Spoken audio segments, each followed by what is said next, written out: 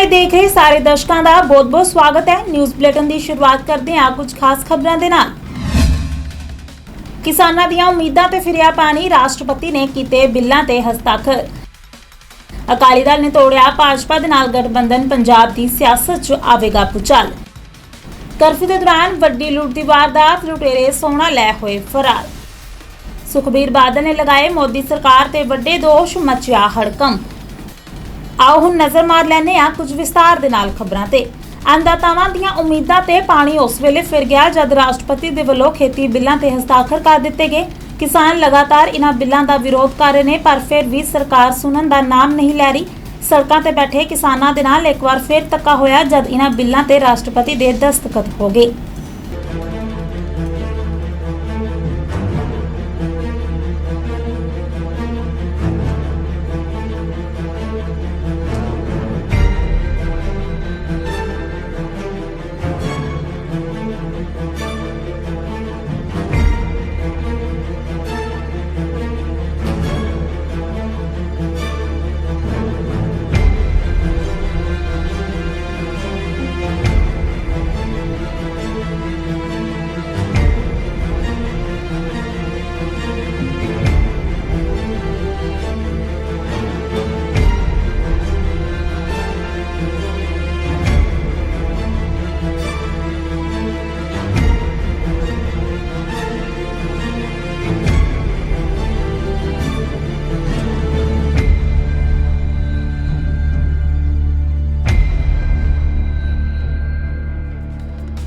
अकाली दल ने भाजपा दे नालों गठजोड़ तोड़ लिया, जिस दे उत्ते सिमरजीत सिंह बैंस ने प्रतिक्रिया दी है। उन्होंने एक बड़ा बयान दिता है।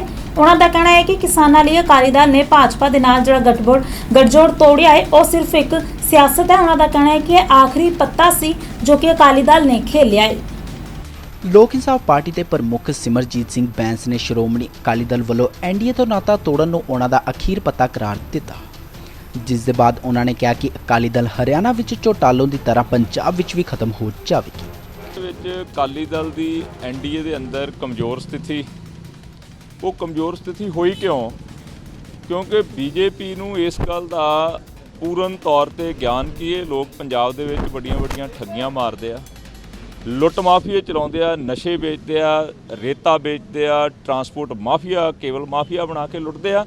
इन्हां लुट्टां कारण अकाली दल का एनडीए दे विच वजन हल्का, कमज़ोर स्थिति एंड बीजेपी एक इशू के उत्ते भी इन्हां दी सलाह नहीं सी लैंदी। जे अकाली दल बादल टब्बर ईमानदारी नाल पंजाब दे विच 10 साल सत्ता चलाउंदा ते एनडीए दे विच पोजीशन बड़ी मजबूत होनी सी। एनडीए दे अंदर बीजेपी हर काम इन्हां तो पुछ के करदी जे ईमानदारी नाल 10 साल सरकार चलाउंदे। अज जिहड़ा खेती सुधार बिल जे अकाली दल बादल टब्बर ईमानदार हुंदा ते रह लई जांदी, मोदी एंड बीजेपी की जुरत ना हुंदी कि वो खेती सुधार ऑर्डीनेंस बिल के रूप दे विच लोक सभा ते राज सभा के अंदर पास करा लेंदे। अज सुखबीर सिंह बादल संधि तोड़ते आ, गठजोड़ तोड़ते आ, उन्हां कोले कोई होर राह रस्ता ही नहीं हैगा। जे सरदार सुखबीर सिंह बादल एंड बादल परिवार ते श्रोमणी अकाली दल ने बीजेपी दे नालों नाता तोड़िया ते दोस्तों अज इस गल दा चंगे तरीके विश्लेषण करने की जरूरत है। लुधियाने तो मैंबर पार्लीमेंट रवनीत बिट्टू ना जितते, महेशिंदर सिंह गरेवाल लैके जाते लख सवा लख वोट एंड सरदार सुखबीर सिंह बादल ते बीबा हरसिमरत कौर बादल कदे मैंबर पार्लीमेंट ना बन सकते, क्योंकि 2019 हजे 1 साल का ही अरसा। 2019 दे विच देश अंदर मोदी की सुनामी ते मोदी की सुनामी दे केंद्र बिंदु लुधियाना ते बादलों दी दोनों सीटां जे अज गठजोड़ तोड़िया ते सुखबीर बादल नूं अपनी लोक सभा ते बीबा हरसिमरत कौर बादल नूं अपनी लोक सभा तो अस्तीफा दे के दोबारा तो चोण लड़नी चाहिए है। एंड रह गई गल बीजेपी की पंजाब की लीडरशिप, मोदी भगत लोग, मेरी इन्हां नूं हत्थ बन के बेनती जिहड़ी पंजाब की लीडरशिप आ, हुण बादल आउट हो गए, थोड़ा गठजोड़ अकाली दल नालों टुट गया, हुण अपनी हाई कमांड कोले पहुँच करन बीजेपी की लीडरशिप पंजाब की, वो जाके वास्ता पाउण पंजाब के किसान का ते पंजाब की आर्थिकता का। मेरा ख्याल है कि जे बीजेपी की पंजाब लीडरशिप दयानतदारी दे नाल ਪੰਜਾਬ ਪੱਖੀ ਸੋਚ ਲੈ ਕੇ ਆਪਣੀ ਹਾਈ ਕਮਾਂਡ ਕੋਲੇ ਜਾਂਦੀ ਆ ਤੇ ਇਹ ਕਾਨੂੰਨ ਖੇਤੀ ਸੁਧਾਰਾਂ ਦੇ ਉੱਤੇ ਬਣਨ ਤੋਂ ਮੋਦੀ ਦੀ ਸਰਕਾਰ ਰੋਕ ਸਕਦੀ ਹੈ, ਕਿਉਂਕਿ ਇਹ ਬਾਦਲਾਂ ਦੀ ਕਿਹੜ ਤੇ ਬਾਦਲਾਂ ਦੀਆਂ ਠੱਗੀ ਠੋਰੀਆਂ ਬੇਈਮਾਨੀਆਂ ਕਾਰਨ ਆਰਡੀਨੈਂਸ ਬਿੱਲ ਦਾ ਰੂਪ ਧਾਰਨ ਕਰ ਗਏ ਤੇ ਅੱਜ ਬਾਦਲ ਆਊਟ ਹੋ ਗਏ ਗੱਠਜੋੜ ਦੇ ਵਿੱਚੋਂ, ਐਨਡੀਏ ਦਾ ਪਾਰਟ ਨਹੀਂ ਰਹੇ। ਸੋ ਬੀਜੇਪੀ ਦੀ ਲੀਡਰਸ਼ਿਪ ਨੂੰ ਤੁਰੰਤ ਆਪਣੀ ਹਾਈ ਕਮਾਂਡ ਦੇ ਕੋਲੇ ਪੰਜਾਬ ਦੀ ਅਸਲ ਤਸਵੀਰ, ਪੰਜਾਬ ਦੀ ਕਿਸਾਨੀ, ਖੇਤ ਮਜ਼ਦੂਰੀ ਤੇ ਆਰਥਿਕਤਾ, ਇਹਦੀ ਦੁਹਾਈ ਵਾਸਤਾ ਆਪਣੀ ਲੀਡਰਸ਼ਿਪ ਕੋਲੇ ਪਾਉਣਾ ਚਾਹੀਦਾ, ਤਾਂ ਜੋ ਜੇ ਇਮਾਨਦਾਰੀ ਦੇ ਨਾਲ ਪੰਜਾਬ ਦੀ ਬੀਜੇਪੀ ਇਕਾਈ ਤੁਰ ਪਵੇ, ਮੋਦੀ ਭਗਤ ਲੋਕ ਤੁਰ ਪੈਣ, ਤੇ ਮੇਰਾ ਖਿਆਲ ਆ, ਮੇਰਾ ਯਕੀਨ ਆ ਕਿ ਕੇਂਦਰ ਦੀ ਸਰਕਾਰ ਖੇਤੀ ਸੁਧਾਰ ਬਿੱਲ ਨੂੰ ਕਾਨੂੰਨ ਬਣਨ ਤੋਂ ਹਜੇ ਵੀ ਰੋਕ ਸਕਦੀ ਹੈ। ਕਰਫਿਊ ਦੇ ਦੌਰਾਨ ਵੱਡੀ ਸੋਨੇ ਦੀ ਲੁੱਟ ਦੀ ਵਾਰਦਾਤ ਨੂੰ ਅੰਜਾਮ ਦਿੱਤਾ ਗਿਆ ਹੈ। ਸਾਰੀ ਘਟਨਾ ਉੱਥੇ ਲੱਗੇ ਸੀਸੀਟੀਵੀ ਕੈਮਰਿਆਂ ਦੇ ਵਿੱਚ ਕੈਦ ਹੋ ਚੁੱਕੀ ਹੈ। ਤੁਹਾਨੂੰ ਦੱਸ ਦਈਏ ਕਿ ਮੋਗਾ ਦੇ ਵਿੱਚ ਕਰਫਿਊ ਦੇ ਦੌਰਾਨ ਇਹ ਜੋ ਸਾਰੀ ਵਾਰਦਾਤ ਹੈ ਵਾਪਰੀ ਹੈ। ਲੁਟੇਰਿਆਂ ਨੇ ਸੋਨੇ ਦੀ ਦੁਕਾਨ ਦੇ ਉੱਤੇ ਇਸ ਘਟਨਾ ਨੂੰ ਅੰਜਾਮ ਦਿੱਤਾ, ਜੋ ਕਿ ਸੀਸੀਟੀਵੀ ਕੈਮਰਿਆਂ ਦੇ ਵਿੱਚ ਕੈਦ ਹੋ ਗਈ।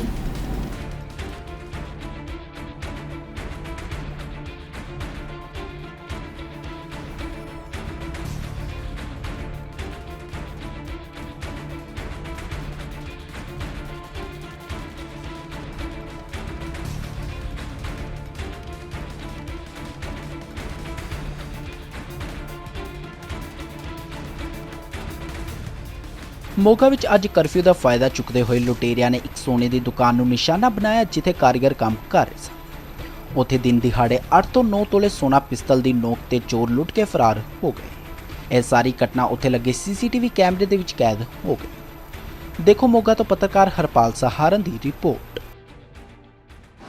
ਸਰ ਅੱਜ ਇੱਕ ਚੋਰੀ ਹੋਈ ਆ, ਵਾਰਦਾਤ ਤੋਂ ਅੰਜਾਮ ਦਿੱਤਾ, ਕਿੰਨਾ ਸੋਨਾ ਲੈ ਕੇ ਜਾ? ਤਕਰੀਬਨ 8-9 ਤੋਲੇ ਸੋਨਾ ਕਹਿ ਰਹੇ ਆ, ਜੋ ਉਹਨਾਂ ਤੋਂ ਆ ਕੇ ਖੋਹ ਕੇ ਲੈ ਕੇ ਗਏ। ਕੌਣ ਸੀ ਬੰਦੇ ਸਰ, ਕੋਈ ਸੀਸੀਟੀਵੀ ਕਲਿਅਰ ਸੀ? ਨਹੀਂ, ਹਾਲੇ ਬੰਦੇ ਆਇਡੈਂਟੀਫਾਈ ਨਹੀਂ ਹੋ ਪਾਏ ਤੇ ਕਾਰੀਗਰ ਸੀ, ਆਪਣੇ ਘਰ ਦੇ ਅੰਦਰ ਬੈਠ ਕੇ ਇਹ ਕਰ ਰਹੇ ਸੀਗੇ, ਆਪਣਾ ਕੰਮ ਚਲਾਇਆ ਹੋਇਆ ਸੀ ਇਹਨਾਂ ਨੇ। ਤਾਂ 3 ਬੰਦੇ ਆਏ ਮੋਟਰਸਾਈਕਲ ਤੇ ਅੰਦਰ ਦਾਖਲ ਹੋ ਕੇ ਤੇ ਉਹ ਖੋਹ ਕਰਕੇ ਲੈ ਕੇ ਗਏ। ਸਰ ਕਿੰਨੇ ਬੰਦੇ ਸੀ ਅੰਦਰ ਜਿਹੜੇ ਕੰਮ ਕਰ ਰਹੇ ਸੀ? ਵਰਕਰ 3 ਸੀਗੇ ਇਹਨਾਂ ਦੇ। ਸਰ ਸੀਸੀਟੀਵੀ 'ਚ ਕੁਛ ਆਇਆ? ਬਸ ਫੁਟੇਜ ਹੈਗੀ ਆ, ਪਰ ਹਾਲੇ ਚਿਹਰੇ ਢੱਕੇ ਹੋਏ ਆ, ਕੋਈ ਆਇਡੈਂਟੀਫਿਕੇਸ਼ਨ ਨਹੀਂ ਹੋ ਪਾਈ। ਕੋਈ ਲੱਗਿਆ ਪ੍ਰਾਇਮਰੀ ਇਨਵੈਸਟੀਗੇਸ਼ਨ ਕੋਈ ਰੰਜਿਸ਼ ਹੋਵੇ ਜਾਂ ਕੁਛ ਇਦਾਂ ਦਾ? ਨਹੀਂ, ਹਾਲੇ ਤੱਕ ਤਾਂ ਨਹੀਂ। ਹਾਲੇ ਸਟਾਰਟ ਕੀਤੀ ਇਨਵੈਸਟੀਗੇਸ਼ਨ, ਪਰ ਦੇਖਦੇ ਹਾਂ ਕੀ ਇਹ ਅੱਗੇ ਨਿਕਲ ਕੇ ਆਉਂਦਾ। ਅੰਦਰ ਆਊਟ ਆਫ ਕੀਤੇ ਸਰ? ਨਹੀਂ, ਫਿਲਹਾਲ ਕਿਹਨਾਂ ਦੀ ਦੁਕਾਨ ਸੀ, ਕੀ ਨਾਮ ਹੈ ਸ਼ਾਪ ਦਾ? ਇਹ ਕਾਰੀਗਰ ਨੇ, ਸ਼ਾਪ ਨਹੀਂ ਹੈਗੀ। ਇਹ ਕਾਰੀਗਰ ਆ, ਸਾਂਝੇ ਤੌਰ ਤੇ ਕੰਮ ਕਰਦੇ ਆ, ਜਿੱਦਾਂ 4-5 ਡੀਲਰ ਦੇ ਰੱਖੇ ਹੋਏ ਆ ਕਾਰੀਗਰ।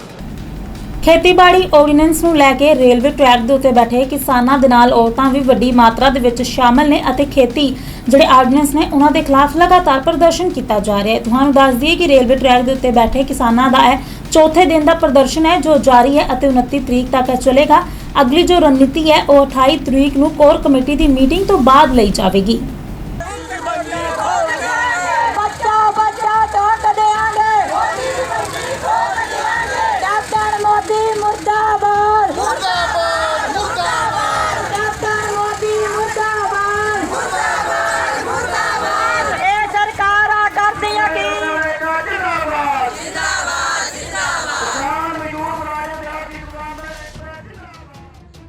ਖੇਤੀਬਾੜੀ ਆਰਡੀਨੈਂਸ ਨੂੰ ਲੈ ਕੇ ਅੱਜ ਰੇਲਵੇ ਟਰੈਕ ਉੱਤੇ ਬੈਠੇ ਕਿਸਾਨਾਂ ਦੇ ਨਾਲ ਔਰਤਾਂ ਵੀ ਵੱਡੀ ਮਾਤਰਾ ਵਿੱਚ ਸ਼ਾਮਲ ਹੋਈਆਂ ਤੇ ਪ੍ਰਦਰਸ਼ਨ ਕੀਤਾ।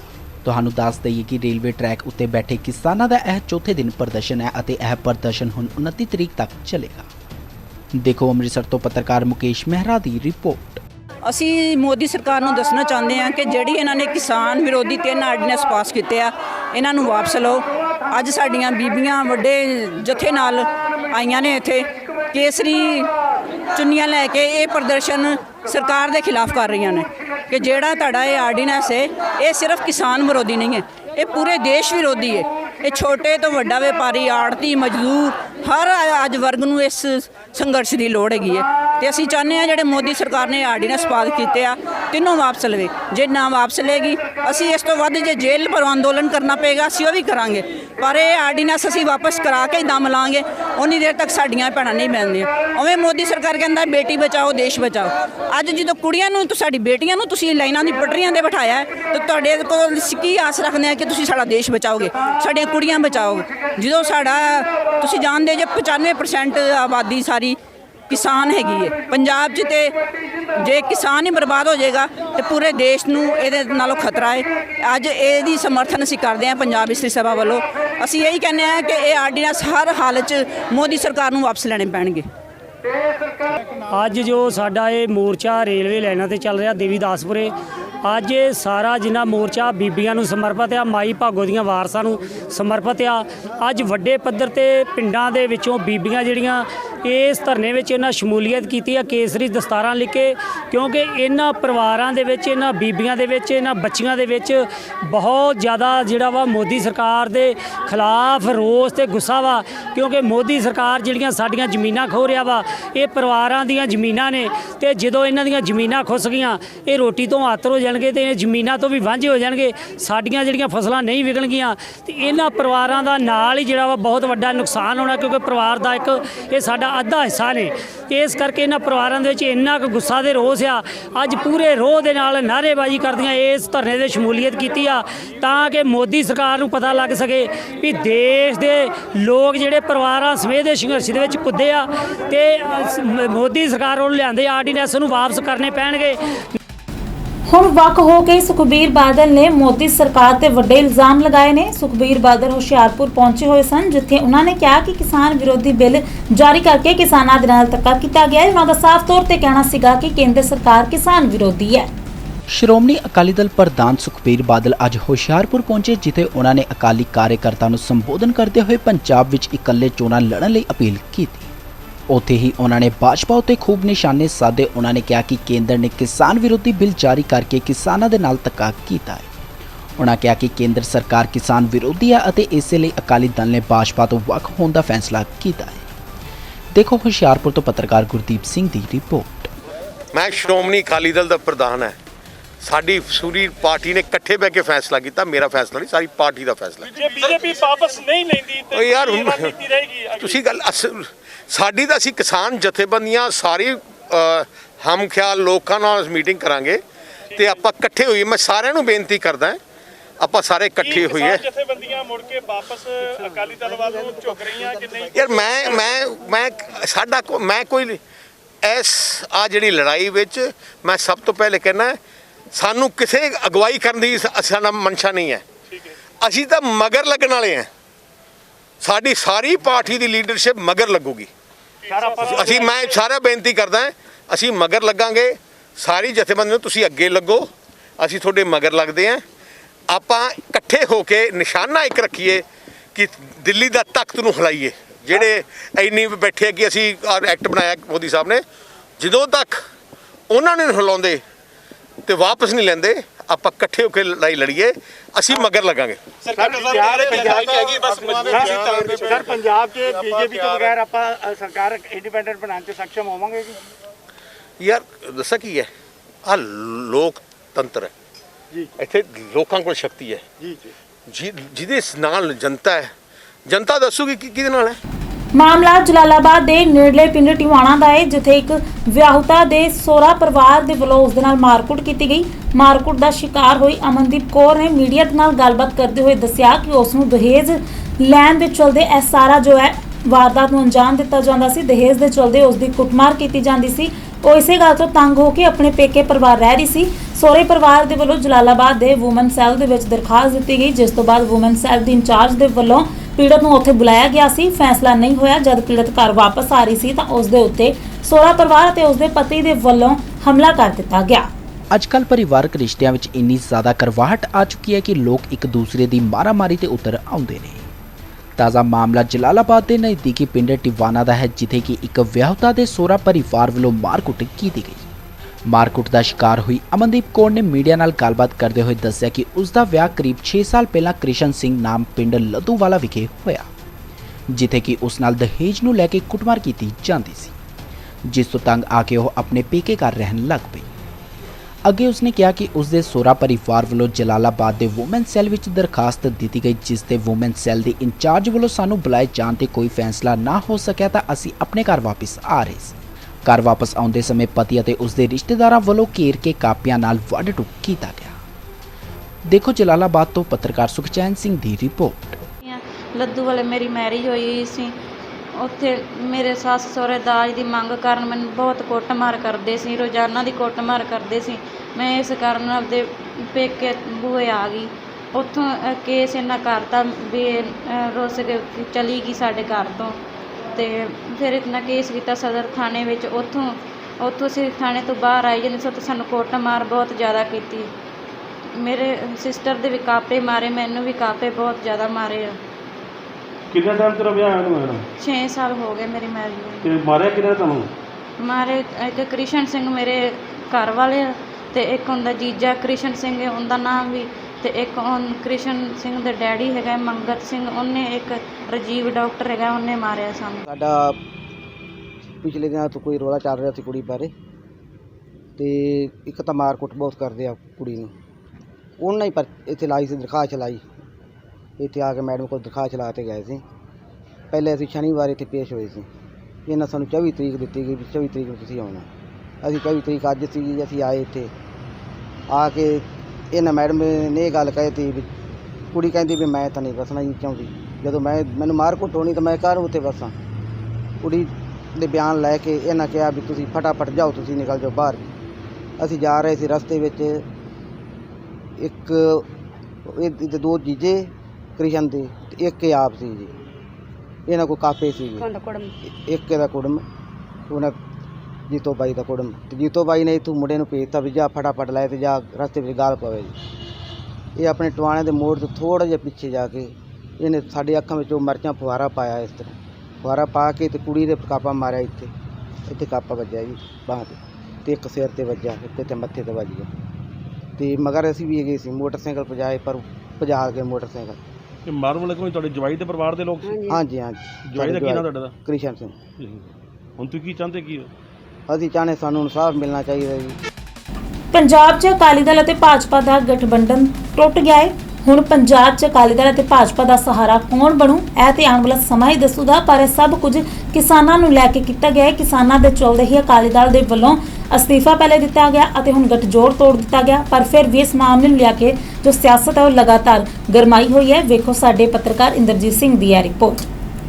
ਤੁਸੀਂ ਦੇਖ ਰਹੇ ਹੋ ਦਾ ਟੀਵੀ NRI ਤੇ ਮੈਂ ਹਾਂ ਇੰਦਰਜੀਤ ਸਿੰਘ ਚਾਲ। ਪੰਜਾਬ ਦੇ ਵਿੱਚ ਭਾਰਤੀ ਜਨਤਾ ਪਾਰਟੀ ਤੇ ਸ਼੍ਰੋਮਣੀ ਅਕਾਲੀ ਦਲ ਬਾਦਲ ਦਾ ਕਈ ਸਾਲ ਪੁਰਾਣਾ ਗਠਬੰਧਨ ਟੁੱਟ ਗਿਆ। ਹੁਣ 2022 ਦੀਆਂ ਚੋਣਾਂ ਦੇ ਵਿੱਚ ਅਕਾਲੀ ਦਲ ਇਕੱਲੇ ਚੋਣਾਂ ਲੜੇਗਾ ਤੇ ਭਾਰਤੀ ਜਨਤਾ ਪਾਰਟੀ ਵੀ ਇਕੱਲੇ ਚੋਣਾਂ ਲੜੇਗੀ। ਫਿਲਹਾਲ ਇਸ ਤਰ੍ਹਾਂ ਦੀ ਸਥਿਤੀ ਨਜ਼ਰ ਆ ਰਹੀ ਹੈ।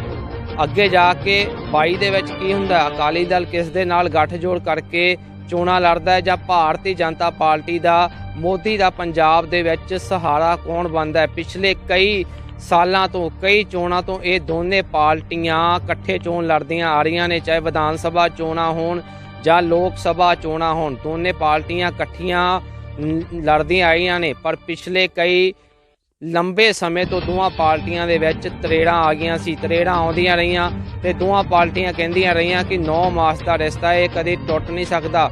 ਪਰ ਹੁਣ 9 ਮਾਸ ਦੇ ਨਾਲੋਂ ਅਲੱਗ ਹੋ ਗਿਆ ਹੈ। ਇਹਦੇ ਵਿੱਚ 9 ਕੌਣ ਹੈ ਤੇ ਮਾਸ ਕੌਣ ਹੈ ਅਸੀਂ ਨਹੀਂ ਕਹਿ ਸਕਦੇ, ਪਰ ਦੋਨਾਂ ਦਾ ਜਿਹੜਾ ਰਿਸ਼ਤਾ ਉਹ ਟੁੱਟ ਚੁੱਕਾ ਹੈ। ਕਿਸਾਨਾਂ ਦੇ ਮੁੱਦੇ ਉੱਤੇ ਅਕਾਲੀ ਦਲ ਨੇ BJP ਤੋਂ ਆਪਣੇ ਆਪ ਨੂੰ ਵੱਖ ਕਰ ਲਿਆ ਹੈ, ਕਿਉਂਕਿ ਅਕਾਲੀ ਦਲ ਦੇ ਕੋਲ ਹੋਰ ਕੋਈ ਸਾਧਨ ਨਹੀਂ ਸਨ, ਹੋਰ ਕੋਈ ਚਾਰਾ ਨਹੀਂ ਸੀ ਕਿ ਉਹ ਭਾਰਤੀ ਜਨਤਾ ਪਾਰਟੀ ਦੇ ਨਾਲ ਬਣਿਆ ਰਹਿੰਦਾ, ਕਿਉਂਕਿ ਸਿਆਸੀ ਨੁਕਸਾਨ ਪੈ ਸਕਦਾ ਸੀ ਅਕਾਲੀ ਦਲ ਨੂੰ। ਸ਼ਾਇਦ ਇਸੇ ਕਰਕੇ ਅਕਾਲੀ ਦਲ ਨੇ ਇੰਨਾ ਵੱਡਾ ਤੇ ਚੁਕਾਉਣ ਵਾਲਾ ਫੈਸਲਾ ਕੀਤਾ ਹੈ। ਹੁਣ ਜੇ ਦੋਵਾਂ ਪਾਰਟੀਆਂ ਦੇ ਸਿਆਸੀ ਭਵਿੱਖ ਨੂੰ ਦੇਖੀਏ ਜਾਂ ਪੰਜਾਬ ਦੀ ਸਿਆਸਤ ਨੂੰ ਦੇਖੀਏ, ਇਸ ਫੈਸਲੇ ਤੋਂ ਬਾਅਦ ਪੰਜਾਬ ਦੀ ਸਿਆਸਤ 'ਤੇ ਕੀ ਅਸਰ ਪੈਣ ਵਾਲਾ ਹੈ। ਜੇ ਪਿਛਲੀਆਂ ਜਿਹੜੀਆਂ 2017 ਦੇ ਵਿੱਚ ਚੋਣਾਂ ਹੋਈਆਂ ਉਹਨਾਂ ਦੇ ਵਿੱਚ ਦੇਖੀਏ ਤਾਂ ਕਾਂਗਰਸ ਸਭ ਤੋਂ ਮਜ਼ਬੂਤ ਪਾਰਟੀ ਸਾਹਮਣੇ ਆਈ ਸੀ। ਹਾਲਾਂਕਿ ਸੀਟਾਂ ਦੇ ਤੌਰ ਤੇ ਆਮ ਆਦਮੀ ਪਾਰਟੀ ਨੂੰ ਜ਼ਿਆਦਾ ਸੀਟਾਂ ਮਿਲੀਆਂ ਸੀ, ਪਰ ਜੇ ਵੋਟ ਸ਼ੇਅਰ ਨੂੰ ਦੇਖਦੇ ਹਾਂ ਤਾਂ ਅਕਾਲੀ ਦਲ ਦਾ ਵੋਟ ਸ਼ੇਅਰ ਕਾਂਗਰਸ ਤੋਂ ਬਾਅਦ ਦੂਜੇ ਨੰਬਰ ਤੇ ਸੀ, ਜਦਕਿ ਭਾਰਤੀ ਜਨਤਾ ਪਾਰਟੀ ਨੂੰ ਸਿਰਫ 5% ਤੋਂ ਲੈ ਕੇ 7% ਤੱਕ ਹੀ ਵੋਟਾਂ ਮਿਲੀਆਂ ਸੀ। ਇਸ ਤੋਂ ਹੀ ਪੰਜਾਬ ਦੇ ਵਿੱਚ ਕੀ ਸਥਿਤੀ ਹੈ ਭਾਰਤੀ ਜਨਤਾ ਪਾਰਟੀ ਦੀ, ਉਸ ਨੂੰ ਅੰਦਾਜ਼ਾ ਲਾਇਆ ਜਾ ਸਕਦਾ ਹੈ। ਪਰ ਇਸ ਤੋੜ ਵਿਛੋੜੇ ਤੋਂ ਬਾਅਦ ਭਾਰਤੀ ਜਨਤਾ ਪਾਰਟੀ ਦੇ ਕਈ ਲੀਡਰ ਜਿਹੜੇ ਲੰਬੇ ਸਮੇਂ ਤੋਂ ਵਿਧਾਇਕ ਬਣਨ ਦਾ ਸੁਪਨਾ ਦੇਖ ਰਹੇ ਸੀ, ਉਹਨਾਂ ਦੇ ਮਨ ਦੇ ਵਿੱਚ ਲੱਡੂ ਫੁੱਟਣੇ ਸ਼ੁਰੂ ਹੋ ਗਏ ਨੇ। ਸ਼ਾਇਦ ਜਸ਼ਨ ਤਾਂ ਨਹੀਂ ਮਨਾਏ ਜਾ ਰਹੇ, ਪਰ ਲੱਡੂ ਫੁੱਟਣੇ ਸ਼ੁਰੂ ਹੋ ਚੁੱਕੇ ਨੇ। ਅਕਾਲੀ ਦਲ ਵੀ ਆਪਣੇ ਨੇਤਾਵਾਂ ਨੂੰ ਲੈ ਕੇ ਇਸ ਫੈਸਲੇ ਤੋਂ ਬਾਅਦ ਮੀਟਿੰਗ ਕਰ ਰਿਹਾ। ਉੱਥੇ ਭਾਰਤੀ ਜਨਤਾ ਪਾਰਟੀ ਦੀ ਪੰਜਾਬ ਇਕਾਈ ਦੀ ਕੋਰ ਕਮੇਟੀ ਦੀ ਵੀ ਮੀਟਿੰਗ ਚੱਲ ਰਹੀ ਹੈ। ਥੋੜ੍ਹੇ ਸਮੇਂ ਬਾਅਦ ਉਹਦੇ ਵਿੱਚ ਕੀ ਫੈਸਲਾ ਲਿਆ ਜਾਂਦਾ ਹੈ ਉਹ ਵੀ ਗੱਲ ਬਾਹਰ ਆ ਜਾਵੇਗੀ। ਪਰ ਹੁਣ ਕੀ ਸ਼੍ਰੋਮਣੀ ਅਕਾਲੀ ਦਲ ਬਾਦਲ ਬਹੁਜਨ ਸਮਾਜ ਪਾਰਟੀ ਦੇ ਨਾਲ ਗੱਠਜੋੜ ਕਰੇਗਾ? ਇਹ ਸਿਆਸਤ ਦੇ ਵਿੱਚ ਕੁਝ ਵੀ ਹੋ ਸਕਦਾ ਹੈ ਕਿ ਭਾਰਤੀ ਜਨਤਾ ਪਾਰਟੀ ਹੁਣ ਕਿਸ ਦੇ ਨਾਲ ਗੱਠਜੋੜ ਕਰੇਗੀ, ਕਿ ਡੈਮੋਕ੍ਰੈਟਿਕ ਅਕਾਲੀ ਦਲ ਜਿਹੜਾ ਢੀਂਡਸਾ ਦਾ ਅਕਾਲੀ ਦਲ ਹੈ ਕਿ ਉਸ ਦੇ ਨਾਲ ਭਾਰਤੀ ਜਨਤਾ ਪਾਰਟੀ ਗੱਠਜੋੜ ਕਰੇਗੀ।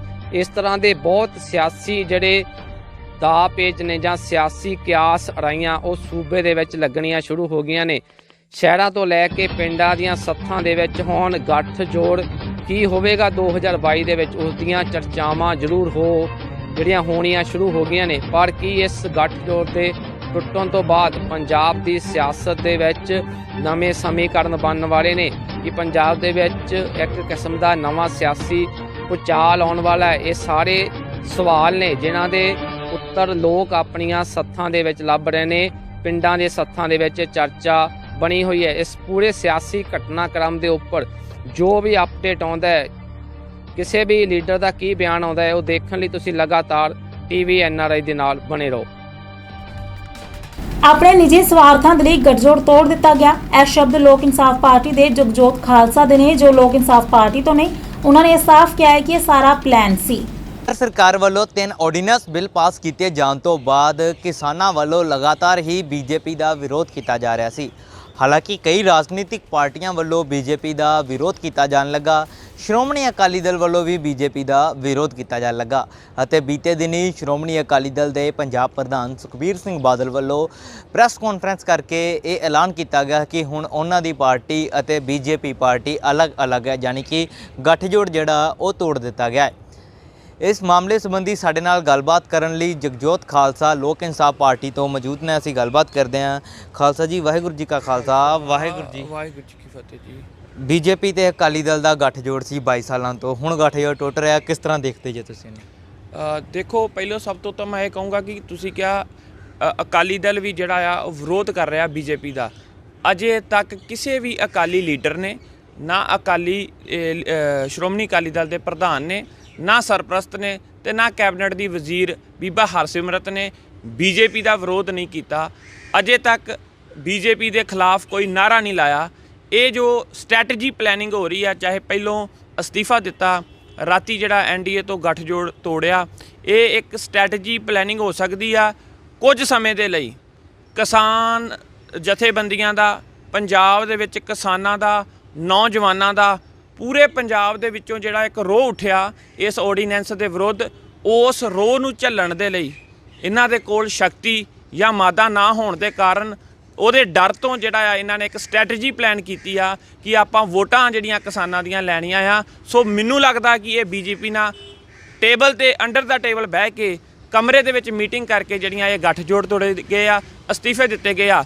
ਅਗਰ ਇਹ ਲੋਕ ਇਸ ਆਰਡੀਨੈਂਸ ਦੇ ਵਿਰੋਧ 'ਚ ਆ, ਜਿਹੜੀ ਸਰਕਾਰ ਸੈਂਟਰ ਦੀ ਗੌਰਮੈਂਟ ਨੇ ਇਹ ਆਰਡੀਨੈਂਸ ਪਾਸ ਕੀਤੇ ਆ, ਕਾਲੇ ਕਾਨੂੰਨ ਪਾਸ ਕੀਤੇ ਆ, ਅਜੇ ਤੱਕ ਇੱਕ ਵੀ ਸ਼ਬਦ ਉਹਨਾਂ ਦੇ ਖਿਲਾਫ ਕਿਉਂ ਨਹੀਂ ਬੋਲਿਆ ਗਿਆ ਇਹਨਾਂ ਦੇ ਕੋਲ? ਲੇਕਿਨ ਪਹਿਲਾਂ ਬੀਬਾ ਹਰਸਿਮਰਤ ਕੌਰ ਵੱਲੋਂ ਅਸਤੀਫਾ ਦਿੱਤਾ ਗਿਆ। ਅਸਤੀਫਾ ਦੇ ਕੇ ਜਦੋਂ ਪੰਜਾਬ ਆਉਂਦੇ ਆ, ਪੰਜਾਬ ਆ ਕੇ ਕਿਸਾਨਾਂ ਦੇ ਹੱਕ 'ਚ ਖਲੋਂਦੇ ਆ। ਟਰੈਕਟਰ ਰੈਲੀ ਵੀ ਕੀਤੀ ਗਈ। 25 ਨੂੰ ਬੰਦ ਦੀ ਕਾਲ 'ਚ ਕਿਸਾਨਾਂ ਦਾ ਸਮਰਥਨ ਦਿੱਤਾ ਗਿਆ। ਹੁਣ ਬੀਤੇ ਦਿਨੀ ਉਹਨਾਂ ਵੱਲੋਂ ਗੱਠਜੋੜ ਤੋੜ ਦਿੱਤਾ ਗਿਆ। ਕਿਤੇ ਨਾ ਕਿਤੇ ਲੱਗਦਾ ਨਹੀਂ ਕਿ ਹੁਣ ਜਿਹੜੀਆਂ ਵੋਟਾਂ ਦੀ ਖਾਤਰ ਹੈ, ਉਹ ਹੁਣ ਕੀ ਦਿਖਦਾ ਪਿਆ ਸੀ ਕਿ ਆਉਣ ਵਾਲੇ ਸਮੇਂ 'ਚ ਵੋਟ ਨਹੀਂ ਪੈਣੀ, ਤਾਂ ਕਰਕੇ ਇਹ ਸਭ ਕੁਝ ਬੀਜੇਪੀ ਤੋਂ ਤੋੜ ਕੇ ਹੁਣ ਇਕੱਲੇ ਜਿਹੜਾ ਹੈ ਆਜ਼ਾਦ ਆਪਣਾ ਹੁਣ ਲੜਨਗੇ। ਮੈਂ ਕਹਿ ਰਿਹਾ ਬਿਲਕੁਲ, ਇਹ ਆਰਡੀਨੈਂਸ ਜਿਸ ਦਿਨ ਬੀਬਾ ਹਰਸਿਮਰਤ ਕੌਰ ਨੇ ਅਸਤੀਫਾ ਦਿੱਤਾ, ਹਾਲਾਂਕਿ ਲੰਮਾ ਸਮਾਂ ਪਹਿਲਾਂ ਜਦੋਂ ਕਿਸਾਨ ਜਥੇਬੰਦੀਆਂ ਜਾਂ ਸਭ ਤੋਂ ਪਹਿਲਾਂ ਲੋਕ ਇਨਸਾਫ ਪਾਰਟੀ ਨੇ ਜਿਹੜਾ ਅੰਮ੍ਰਿਤਸਰ ਤੋਂ ਲੈ ਕੇ ਚੰਡੀਗੜ੍ਹ ਤੱਕ 300 ਕਿਲੋਮੀਟਰ ਸਾਈਕਲ ਯਾਤਰਾ ਕੀਤੀ ਸੀ ਤੇ ਕਿਸਾਨਾਂ ਨੂੰ ਜਾਗਰੂਕ ਕੀਤਾ ਸੀ, ਕਿਸਾਨ ਜਥੇਬੰਦੀਆਂ ਨੂੰ ਜਾਗਰੂਕ ਕੀਤਾ ਸੀ, ਔਰ ਇਸ ਆਰਡੀਨੈਂਸ ਦੇ ਪ੍ਰਤੀ ਲੋਕਾਂ ਦੇ ਅੰਦਰ ਸੱਚਾਈ ਕਿ ਇਹ ਆਰਡੀਨੈਂਸ ਕਿੰਨੇ ਘਾਤਕ ਸਾਬਤ ਹੋਣਗੇ ਪੰਜਾਬ ਤੇ ਕਿਸਾਨਾਂ ਦੇ ਲਈ। ਤੇ ਉਦੋਂ ਇਹ ਲੋਕ ਸਾਰੇ ਜਿਹੜੇ ਹੀ ਵਕਾਲਤ ਕਰਦੇ ਸੀ ਇਹਨਾਂ ਆਰਡੀਨੈਂਸਾਂ ਦੀ ਔਰ ਬੀਜੇਪੀ ਗੌਰਮੈਂਟ ਦੀ। ਜਿਸ ਦਿਨ ਬੀਬਾ ਹਰਸਿਮਰਤ ਨੇ ਅਸਤੀਫਾ ਦਿੱਤਾ, ਉਸ ਦਿਨ ਵੀ ਮੀਡੀਆ ਨੂੰ ਬੀਬਾ ਜੀ ਦਾ ਬਿਆਨ ਸੀ ਕਿ ਮੈਂ ਇਸ ਆਰਡੀਨੈਂਸ ਨੂੰ ਸਮਝਦੀ ਹਾਂ। ਇਹ ਆਰਡੀਨੈਂਸ ਮੈਂ ਨਹੀਂ ਕਹਿੰਦੀ ਕਿ ਗਲਤ ਆ, ਪਰ ਮੈਂ ਕਿਸਾਨਾਂ ਨੂੰ ਨਹੀਂ ਸਮਝਾ ਪਾਈ। ਸੋ ਬੀਬਾ ਜੀ ਜਿਸ ਦਿਨ ਅਸਤੀਫਾ ਦਿੰਦੇ ਆ ਉਸ ਦਿਨ ਵੀ ਆਰਡੀਨੈਂਸ ਨੂੰ ਜਿਹੜਾ ਆ ਗਲਤ ਨਹੀਂ ਕਹਿੰਦੇ, ਕਿਸਾਨਾਂ ਦੇ ਵਿਰੋਧ 'ਚ ਨਹੀਂ ਕਹਿੰਦੇ ਕਿ ਇਹ ਗਲਤ, ਇਹਦੇ ਨਾਲ ਕਿਸਾਨ ਮਰਨਗੇ ਨਹੀਂ, ਪਰ ਆਂਦੀ ਮੈਂ ਸਮਝਦੀ ਆ ਇਹ ਕਿਸਾਨਾਂ ਲਈ ਚੰਗੇ ਨੇ, ਪਰ ਮੈਂ ਕਿਸਾਨਾਂ ਨੂੰ ਸਮਝਾ ਨਹੀਂ ਪਈ। ਸੋ ਮੈਂ ਵੋਟਾਂ ਕਿਸਾਨਾਂ ਦੀਆਂ ਲੈਣੀਆਂ ਆ, ਇਸ ਮਜਬੂਰੀ ਦੇ ਵਿੱਚ ਮੈਨੂੰ ਜਿਹੜਾ ਅਸਤੀਫਾ ਦੇਣਾ ਪਿਆ। ਸੋ ਇਹ ਬਿਲਕੁਲ ਤੁਹਾਡੀ ਗੱਲ ਦਰੁਸਤ ਆ, ਇਹ ਸਟ੍ਰੈਟਜੀ ਪਲੈਨਿੰਗ ਆ, ਇਹ ਕਿਸਾਨਾਂ ਦੀਆਂ ਵੋਟਾਂ ਲੈਣ ਦੀ ਖਾਤਰ ਅੱਜ ਇਹਨਾਂ ਦੀ ਇਹ ਜ਼ਰੂਰਤ ਨਹੀਂ ਮਜਬੂਰੀ ਬਣ ਗਈ ਆ। ਹਰ ਮਾਮਲੇ 'ਚ ਸ਼੍ਰੋਮਣੀ ਅਕਾਲੀ ਦਲ ਘਿਰਦੀ ਪਈ ਹੈ। ਜੇਕਰ 328 ਲਾਪਤਾ ਹੋਏ ਪਾਵਨ ਸਰੂਪਾਂ ਦੀ ਗੱਲ ਕਰੀਏ ਉਹਦੇ 'ਚ ਵੀ ਸ਼੍ਰੋਮਣੀ ਅਕਾਲੀ ਦਲ ਦਾ ਨਾਮ ਆਉਂਦਾ। ਜੇਕਰ ਬਰਗਾੜੀ ਕਾਂਡ 'ਚ ਇੱਕ ਸਰੂਪ ਦੀ ਬੇਅਦਬੀ ਦੀ ਗੱਲ ਹੋਵੇ ਉਹਦੇ 'ਚ ਵੀ ਸ਼੍ਰੋਮਣੀ ਅਕਾਲੀ ਦਲ ਦਾ ਨਾਮ ਆਉਂਦਾ। ਹੁਣ ਜਿਹੜਾ ਕੇਂਦਰ ਵਿੱਚ ਬਿੱਲ ਪਾਸ ਹੋਏ ਤਾਂ ਕਿਹਾ ਜਾਂਦਾ ਸੀ ਕਿ ਸ਼੍ਰੋਮਣੀ ਅਕਾਲੀ ਦਲ ਗੱਠਜੋੜ ਹੈ ਇਹਨਾਂ ਦਾ, ਲੇਕਿਨ ਸ਼੍ਰੋਮਣੀ ਅਕਾਲੀ ਦਲ ਵੱਲੋਂ ਹਰ ਪੱਖੋਂ ਆਪਣੀ ਸਫਾਈ ਦੇਣ ਦੀ ਹਰ ਵਾਰ ਕੋਸ਼ਿਸ਼ ਕੀਤੀ ਜਾਂਦੀ ਸੀ। ਹੁਣ ਉਹਨਾਂ ਨੇ ਗੱਠਜੋੜ ਹੀ ਤੋੜ ਦਿੱਤਾ ਤੇ ਪੂਰੀ ਸਫਾਈ ਦਿੱਤੀ ਕਿ ਉਹ ਕਿਸਾਨ ਹਤੈਸ਼ੀ ਪਾਰਟੀ ਹੈ। ਤਾਂ ਕੀ ਲੱਗਦਾ ਨਹੀਂ ਕਿ ਕਿਸਾਨ ਹਤੈਸ਼ੀ ਪਾਰਟੀ ਹੀ ਹੋਵੇਗੀ ਉਹ? ਨਹੀਂ, ਬਿਲਕੁਲ ਇਹ ਗਲਤ ਗੱਲ ਆ। ਸ਼੍ਰੋਮਣੀ ਅਕਾਲੀ ਦਲ ਉਹ ਪਾਰਟੀ ਆ ਜਿਹੜੀ ਪੰਜਾਬ ਦੀ ਖੇਤਰੀ ਪਾਰਟੀ ਸੀ, ਜਿਹੜੀ ਵੱਧ ਅਧਿਕਾਰਾਂ ਦੇ ਲਈ ਲੜਦੀ ਸੀ, ਜਿਹੜੀ ਫੈਡਰਲ ਢਾਂਚੇ ਦੇ ਲਈ ਲੜਦੀ ਸੀ, ਜਿਹੜੀ ਪੰਜਾਬੀ ਦੇ ਸੂਬੇ ਲੈਣ ਦੀ ਖਾਤਰ ਜੇਲ੍ਹਾਂ ਭਰੀਆਂ, ਜਿਨ੍ਹਾਂ ਨੇ ਹਰ ਜ਼ੁਲਮ ਦਾ ਵਿਰੋਧ ਕੀਤਾ, ਹਰ ਕੇਂਦਰ ਦੀ ਸਰਕਾਰ ਵੱਲੋਂ ਧੱਕੇਸ਼ਾਹੀ ਦਾ ਵਿਰੋਧ ਕੀਤਾ। ਉਹ ਪਾਰਟੀ ਜਿਹਦੀਆਂ ਵੱਡ ਵਡੇਰਿਆਂ ਨੇ ਸਾਡਿਆਂ ਨੇ ਸ਼ਹਾਦਤਾਂ ਦੇ ਕੇ ਇਸ ਸੰਸਥਾ ਨੂੰ ਬਣਾਇਆ, ਇਸ ਪਾਰਟੀ ਨੂੰ ਬਣਾਇਆ, ਪਰ ਅੱਜ ਇਹ ਇੱਕ ਪਰਿਵਾਰ ਦੀ ਪਾਰਟੀ ਬਣ ਕੇ ਰਹਿ ਗਈ ਆ, ਜੋ ਆਪਣੇ ਨਿੱਜੀ ਫਾਇਦੇ ਲੈਣ ਦੀ ਖਾਤਰ, ਜੋ ਆਪਣੇ ਪਰਿਵਾਰ ਦੀਆਂ ਕੁਰਸੀਆਂ ਦੀ ਖਾਤਰ, ਆਪਣੇ ਪਰਿਵਾਰ ਦੀ ਚੌਧਰ ਦੀ ਖਾਤਰ ਸਾਰਾ ਕੁਝ ਜਿਹੜਾ ਆ ਕੌਮ ਦਾ, ਪੰਥ ਦਾ, ਪੰਜਾਬ ਦਾ ਨਿਸ਼ਾਵਰ ਕਰੀ ਜਾ ਰਿਹਾ ਆ। ਸੋ ਅੱਜ ਇਹ ਸ਼੍ਰੋਮਣੀ ਅਕਾਲੀ ਦਲ ਨਹੀਂ, ਇਹ ਬਾਦਲ ਐਂਡ ਲਿਮਟਿਡ ਕੰਪਨੀ ਬਣ ਚੁੱਕੀ ਆ। ਸੋ ਬਾਦਲ ਪਰਿਵਾਰ ਨੇ ਸ਼੍ਰੋਮਣੀ ਅਕਾਲੀ ਦਲ ਨੂੰ ਆਪਣੇ ਨਿੱਜੀ ਹਿੱਤਾਂ ਦੀ ਖਾਤਰ, ਆਪਣੀ ਸਿਆਸਤ ਦੀ ਖਾਤਰ, ਆਪਣੀ ਕੁਰਸੀ ਦੀ ਭੁੱਖ ਦੀ ਖਾਤਰ ਜਿਹੜਾ ਆ ਪੰਜਾਬ ਪੰਥ ਕੌਮ ਨੂੰ ਵੇਚ ਦਿੱਤਾ ਆ। ਚਾਹੇ ਉਹ ਇੱਕ ਵਾਰ ਨਹੀਂ, ਇਹ ਸੁਖਬੀਰ ਸਿੰਘ ਬਾਦਲ ਅੱਜ ਪ੍ਰਧਾਨ ਆ, ਜਦੋਂ ਪ੍ਰਕਾਸ਼ ਸਿੰਘ ਬਾਦਲ ਵੀ ਪ੍ਰਧਾਨ ਹੁੰਦਾ ਸੀ, ਮੁੱਖ ਮੰਤਰੀ ਹੁੰਦਾ ਸੀ, ਜਦ ਤੱਕ ਵੀ ਅਕਾਲੀ ਦਲ ਦੀ, ਪ੍ਰਕਾਸ਼ ਸਿੰਘ ਬਾਦਲ ਦੀ ਸਰਕਾਰ ਰਹੀ ਆ, ਤਾਂ ਉਦੋਂ ਸਿੱਖਾਂ ਦੇ ਉੱਤੇ, ਪੰਥ ਦੇ ਉੱਤੇ, ਪੰਜਾਬ ਦੇ ਉੱਤੇ ਭੀੜਾਂ ਬਣਦੀਆਂ ਰਹੀਆਂ, ਪੰਜਾਬੀਆਂ ਨੂੰ ਲੁੱਟਦੇ ਰਹੇ, ਕੁੱਟਦੇ ਰਹੇ। ਇਹ ਕਦੇ ਵੀ ਪੰਜਾਬ ਹਤੈਸ਼ੀ ਨਹੀਂ, ਇਹ ਆਪਣੇ ਨਿੱਜੀ ਸਵਾਰਥਾਂ ਦੇ ਲਈ ਪੰਜਾਬ ਨੂੰ ਵਰਤਦੇ ਰਹੇ ਆ, ਪਾਰਟੀ ਨੂੰ ਵਰਤਦੇ ਰਹੇ ਆ। ਕੀ ਲੱਗਦਾ ਨਹੀਂ ਕਿ ਹੁਣ ਕਿਸਾਨਾਂ ਦੇ ਮੁੱਦੇ ਤੇ ਬਹੁਤ ਜ਼ਿਆਦਾ ਰਾਜਨੀਤਿਕ ਹੋਣ ਲੱਗ ਪਈ ਆ? ਹਾਲਾਂਕਿ ਕਿਸਾਨਾਂ ਦਾ ਕਹਿਣਾ ਹੈ ਕਿ ਉਹ ਆਪਣੇ ਮੁੱਦੇ ਤੇ ਰਾਜਨੀਤਿਕ ਨਹੀਂ ਹੋਣ ਦੇਣਗੇ, ਨਾ ਹੀ ਆਪਣੀਆਂ ਸਟੇਟਾਂ ਤੇ ਕਿਸੇ ਰਾਜਨੀਤਿਕ ਬੰਦੇ ਨੂੰ ਬੋਲਣ ਦੇਣਗੇ, ਲੇਕਿਨ ਕਿਸਾਨਾਂ ਤੋਂ ਬਾਹਰ ਕਿਸਾਨਾਂ ਦੇ ਮੁੱਦੇ ਦੇ ਉੱਤੇ ਰਾਜਨੀਤੀ ਜਿਹੜੀ ਜ਼ਿਆਦਾ ਹੋ ਰਹੀ ਹੈ। ਬਿਲਕੁਲ, ਪੰਜਾਬ ਇੱਕ ਕਿਸਾਨੀ ਪ੍ਰਧਾਨ ਸੂਬਾ ਆ, ਇੱਥੇ 70% ਲੋਕ ਕਿਸਾਨੀ ਕਰਦੇ ਆ। ਸੋ 70% ਜਿਹੜੇ ਕਿਸਾਨ ਆ ਉਹਨਾਂ ਦੀਆਂ ਵੋਟਾਂ ਵੀ ਆ। ਅੱਜ ਹਰ ਇੱਕ ਰਾਜਨੀਤਿਕ ਪਾਰਟੀ ਜਿਹੜੀ ਆ ਉਹ ਵੋਟਾਂ ਨੂੰ ਧਿਆਨ 'ਚ ਰੱਖ ਕੇ ਇਹ ਗੱਲ ਸੋਚ ਰਹੀ ਆ। ਅੱਜ ਪੰਜਾਬ ਦਾ ਬੱਚਾ ਇਸ ਆਰਡੀਨੈਂਸ ਤੋਂ ਜਾਗਰੂਕ ਹੋ ਚੁੱਕਾ। ਅੱਜ ਪੰਜਾਬ ਦਾ ਹਰ ਬਜ਼ੁਰਗ, ਮਾਤਾ, ਭੈਣ ਜਿਹੜੀ ਆ ਉਹ ਜਾਗਰੂਕ ਹੋ ਚੁੱਕੀ ਆ।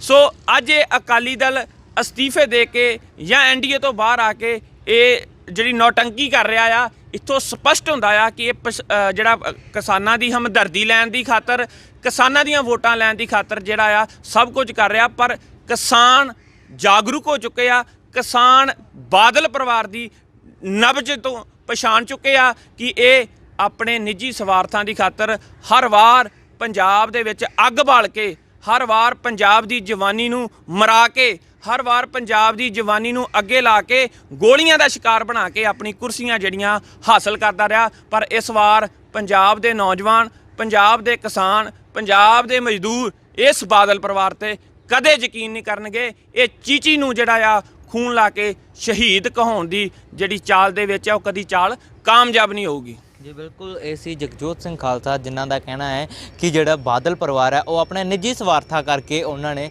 ਭਾਜਪਾ ਤੋਂ ਜਿਹੜਾ ਹੈ ਗਠਬੰਧਨ ਤੋੜਿਆ ਹੈ। ਅਤੇ ਨਾਲ ਹੀ ਉਹਨਾਂ ਨੇ ਕਿਹਾ ਕਿ ਹੁਣ ਕਿਸਾਨ ਜਿਹੜੇ ਆ ਉਹ ਜਾਗਰੂਕ ਹੋ ਚੁੱਕੇ ਆ ਅਤੇ ਕਿਸਾਨ ਹੁਣ ਕਦੇ ਵੀ ਬਾਦਲ ਨੂੰ ਜਿਹੜਾ ਹੈ ਉਹ ਕਦੇ ਵੀ ਆਪਣੇ ਪਿੰਡਾਂ 'ਚ ਨਹੀਂ ਵੜਨ ਦੇਣਗੇ। ਨਾਲ ਹੀ ਤੁਹਾਨੂੰ ਦੱਸ ਦਈਏ ਕਿ ਬੀਤੇ 1-2 ਦਿਨ ਪਹਿਲੇ ਅਸੀਂ ਜਦੋਂ ਪੱਟਰੀ ਤੇ ਬੈਠੇ ਕਿਸਾਨਾਂ ਨਾਲ ਗੱਲਬਾਤ ਕੀਤੀ ਸੀ ਤਾਂ ਉਦੋਂ ਕਿਸਾਨਾਂ ਨੇ ਵੀ ਇਹੀ ਗੱਲ ਕਹੀ ਸੀ ਕਿ ਹੁਣ ਆਉਣ ਵਾਲੇ ਸਮੇਂ 'ਚ, ਆਉਣ ਵਾਲੀਆਂ ਚੋਣਾਂ ਦੌਰਾਨ ਕਦੇ ਵੀ ਅਕਾਲੀ ਭਾਜਪਾ ਵਾਲਿਆਂ ਨੂੰ ਆਪਣੇ ਪਿੰਡਾਂ 'ਚ ਨਹੀਂ ਵੜਨ ਦੇਣਗੇ, ਜਿਸ ਤੋਂ ਲੱਗਦਾ ਹੈ ਕਿ ਹੁਣ ਸ਼੍ਰੋਮਣੀ ਅਕਾਲੀ ਦਲ ਦੀ ਖਤਰਾ ਜਿਹੜਾ ਉਹ ਇੱਕ ਵਾਰ ਫਿਰ ਤੋਂ ਵੱਧਦਾ ਜਾ ਰਿਹਾ ਹੈ। ਕੈਮਰਾਮੈਨ ਸਨੀ ਦੇ ਨਾਲ ਮੁਕੇਸ਼ ਮਹਿਰਾ ਹਨੀ ਦਾ ਟੀਵੀ NRI ਅੰਮ੍ਰਿਤਸਰ। ਗੱਠਜੋੜ ਤੋੜਨ ਵਾਲੇ ਡਰਾਮੇ ਘਰ ਪੰਜਾਬ ਨਾਲ ਕੀਤੇ ਧੱਕੇ ਮਾਫ ਨਹੀਂ ਹੋਣਗੇ। ਇਹ ਇੱਕ ਕਲੰਕਿਤ ਪਾਰਟੀ ਹੈ। ਇਹਨਾਂ ਸ਼ਬਦਾਂ ਦਾ ਪ੍ਰਗਟਾਵਾ ਵਿਰੋਧੀ ਧਿਰ ਦੇ ਹਰਪਾਲ ਚੀਮਾ ਦੇ ਵੱਲੋਂ ਕੀਤਾ ਗਿਆ, ਜਿਨ੍ਹਾਂ ਨੇ ਸਾਫ਼ ਤੌਰ ਤੇ ਅਕਾਲੀ ਭਾਜਪਾ ਨੂੰ ਨਿਸ਼ਾਨੇ ਤੇ ਲਿਆ, ਅਕਾਲੀ ਦਲ ਤੇ ਜੰਮ ਕੇ ਸ਼ਬਦੀ ਹਮਲੇ ਕੀਤੇ।